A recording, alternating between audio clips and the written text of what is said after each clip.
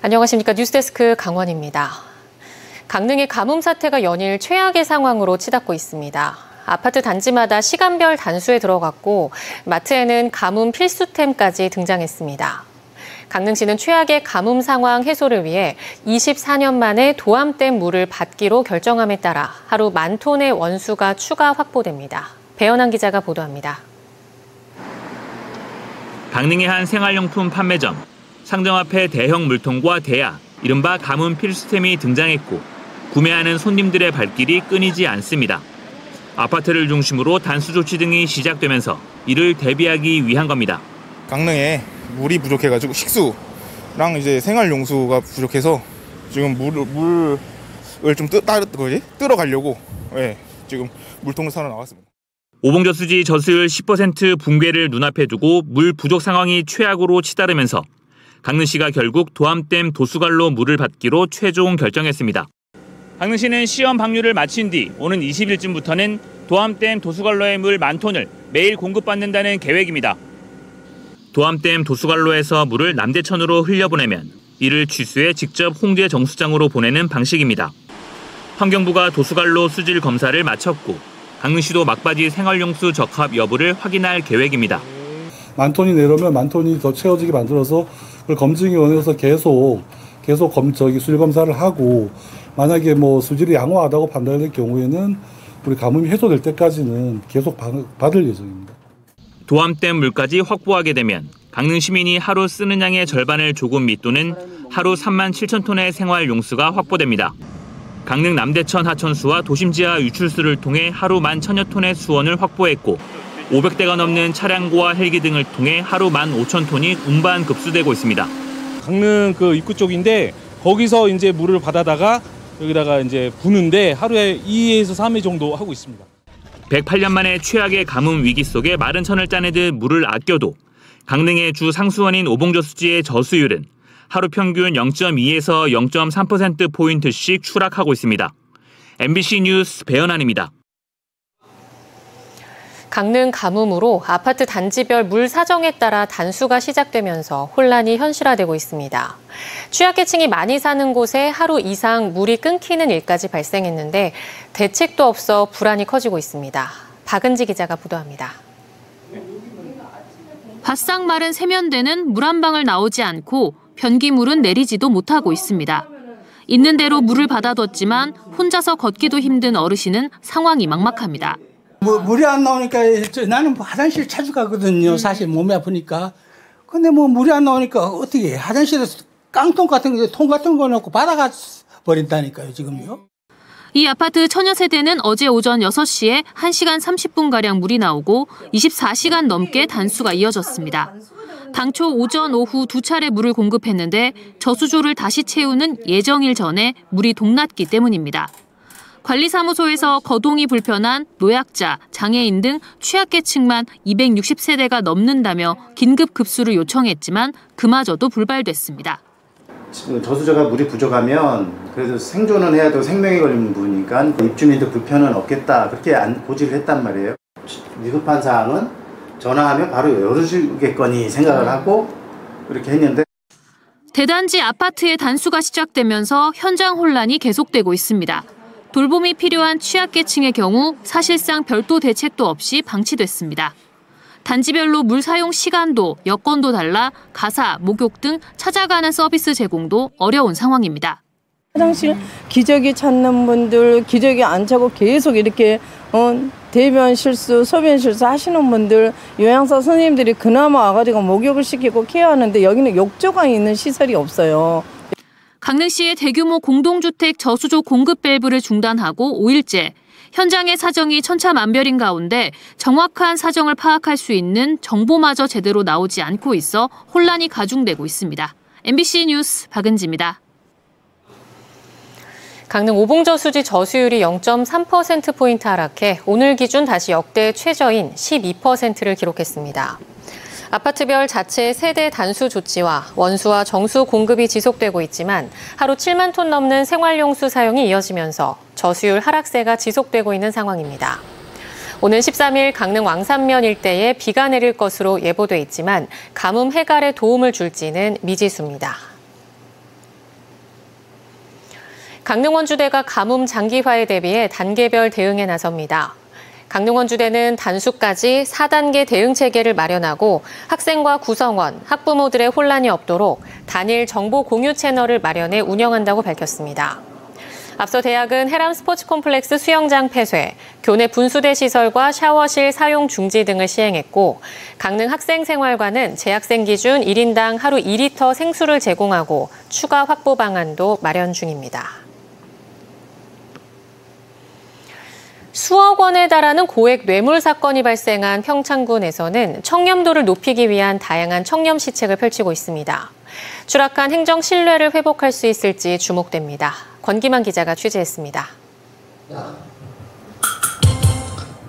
법인 또는 단체의 대표자나 직원이 업무와 관련하여 공직자에게 금품 등을 제공할 경우 150명 가운데 예선을 통과한 10명이 치르는 본선이지만 세부 규정까지 정확히 기억이 나지 않아 몇몇은 빈 보드를 들었습니다. 청탁금지법, 이해충돌방지법 등 공무원들이 알아야 할 청렴 관련 법규들을 퀴즈로 풀어보는 골든벨 대회입니다. 청렴이라는 다소 딱딱할 수 있는 주제를 퀴즈라는 방식으로 재미있게 접할 수 있도록 마련한 자리입니다. 청렴, 부패 방지 이런 것들이 딱딱한 지고지순한 가치가 아니라 우리가 생활 속에 실천해야 되는 일상 속에서 스며들어야 되기 때문에 평범한 일상 속에서 배우는 교육을 통해서 이제 체화시키기 위한 노력을 좀 강화해 나가고 있고. 평창군은 공무원이 업자로부터 억대의 금품을 수수한 충격적인 사건을 계기로 청렴 분위기 확산에 총력을 쏟고 있습니다. 매일 PC를 켜면 웹툰과 동영상 등으로 만들어진 청렴 교육을 마쳐야 업무를 시작할 수 있습니다. 정형화된 청렴 교육 외에도 뮤지컬이나 토크 콘서트 등을 통해 자연스럽고 재미있게 직장 내 청렴 분위기를 확산시킨다는 구상입니다. 군수부터 주무관까지 직급과 직렬별 맞춤형 청렴 교육도 진행합니다.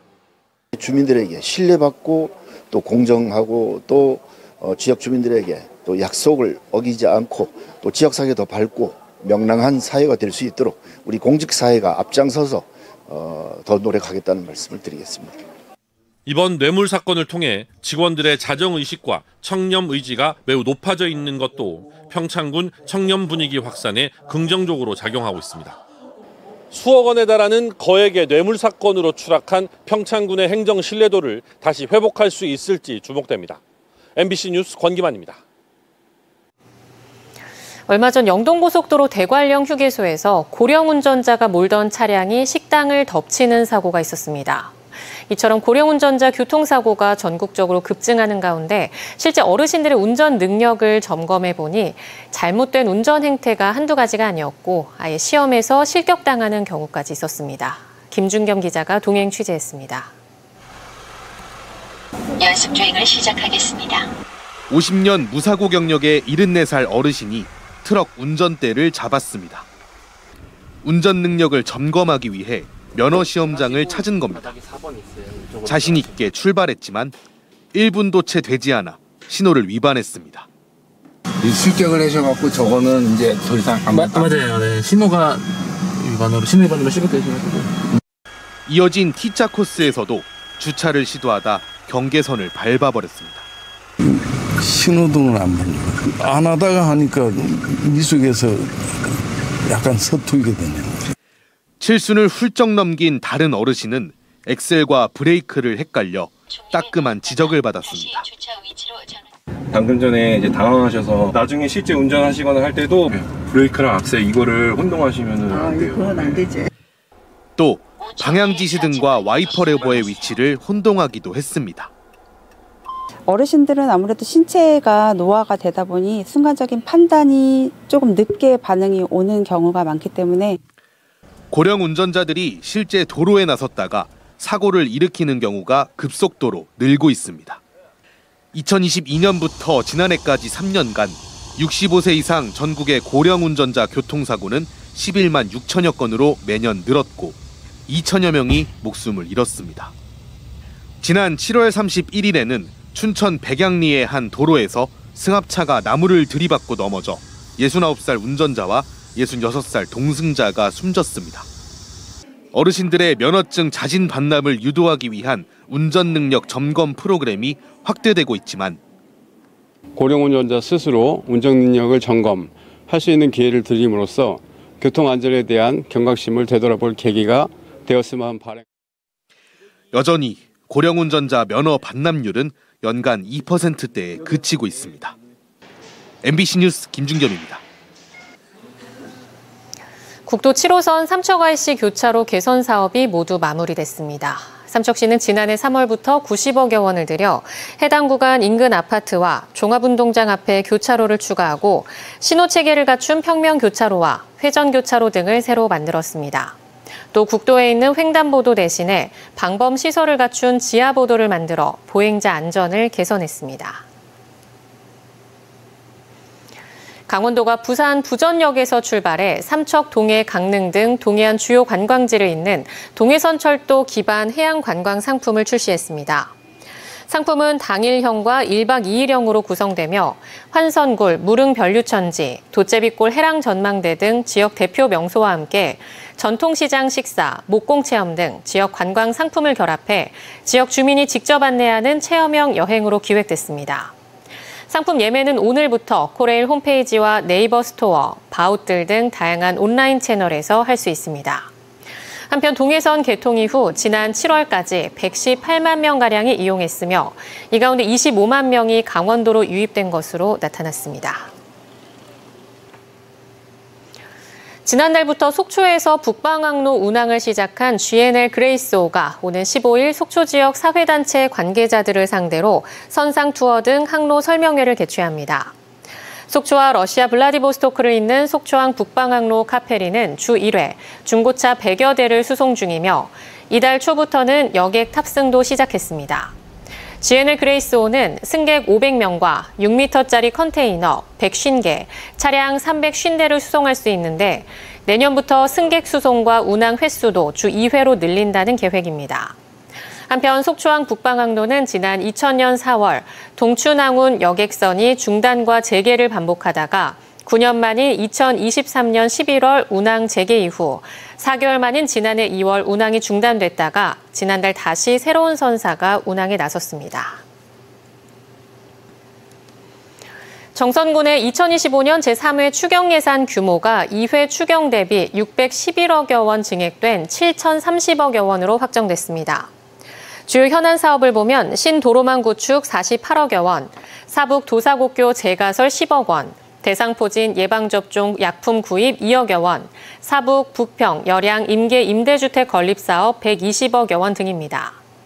지역경제와 문화관광 활성화를 위해 그림 바위마을 아트 플랫폼 조성에 5억 원, 민둥산 브랜딩 사업에 3억 원 등이 반영됐고 주민 안전을 위해 읍면별 재해 예방 사업 9억 원, 한백출장소 내진 보강 지원 사업 3억여 원 등도 포함됐습니다. 강원도 교육청이 2026학년도 유치원 초등학교 특수학교 교사 임용 후보자 선정 경쟁시험 시행 계획을 공고했습니다. 선발 인원은 유치원 32명, 초등학교 129명, 특수학교 10명 등 공립 171명과 사립 특수학교 2명 등 모두 173명입니다. 올해는 사립학교 위탁 채용으로 특수학교 교사는 공사립 동시 지원을 시행합니다. 소아 청소년의 응급 상황이 발생하면 즉각 처치를 받을 수 있는 소아 전문 응급의료센터가 강원도에는 없는 것으로 나타났습니다. 대한소아응급의학회가 밝힌 소아 전문 응급의료센터 현황을 보면 수도권에 7곳, 충청권에 2곳 등 전국에 12곳이 운영되고 있지만 강원에는 한 곳도 없었습니다. 서울과 경기 지역 응급실의 15세 미만 소아 청소년 대상 수용 곤란, 이른바 응급실 뺑뺑이는 지난해 620건으로 4년 사이 4배가량 증가한 가운데 강원에는 아예 소아 전문 응급센터도 없는 실정입니다. 태백시가 인구 시책 지원금에 대한 주민 인식도를 설문조사합니다. 이번 설문조사는 오는 30일까지 태백시청 홈페이지나 행정복지센터에 있는 서면 설문지 등을 통해 시민이면 누구나 참여할 수 있습니다. 태백시는 설문조사 결과를 토대로 지원금 제도의 실효성을 분석해 정책 개선과 조례 개정에 활용할 예정입니다. 태백시는 현재 전입 이후 30일 이상 거주한 시민에게 1인당 10만 원, 다른 시군에서 전입한 고등학생에게 학기별 20만 원과 월 2회 편도 귀향 교통비를 지원하고 있습니다. 대학 도시로 변모를 도모하고 있는 삼척시 도계읍에서 거리축제가 열립니다. 삼척시와 도계 도시재생 현장지원센터, 강원대 도계 캠퍼스가 오는 30일부터 이틀간 도계읍 행정복지센터 일원에서 진행하는 거리축제는 청년 난장을 주제로 학과별 전공 체험 프로그램, 플리마켓, 문화예술 공연, 도계 인스타 선발대회 등으로 꾸며집니다. 이번 거리축제는 청년 세대와 지역 간 소통을 통해 청년 주도의 지역 활성화를 위해 마련됐습니다. 속초시가 오늘 일본 하코다테 시청 시장실에서 오이즈미 준 시장을 예방하며 하코다테 시와의 교류 협력을 시작했습니다. 속초시는 이번 예방이 단순한 의례적 만남을 넘어 속초에서 출발한 크루즈를 통해 두 도시가 직접 연결됐다는 점에서 상징성이 크다고 강조했습니다. 홋카이도 하코다테시는 항만과 관광이 주요 산업으로 자리 잡은 도시로 속초시와 많은 공통점을 갖고 있어 관광 교류 확대와 항만을 활용한 경제 협력, 시민 교류 등 다양한 분야에서 협력 사업이 이뤄질 것으로 예상됩니다. 강원 뉴스 마칩니다. 시청해주신 여러분 고맙습니다.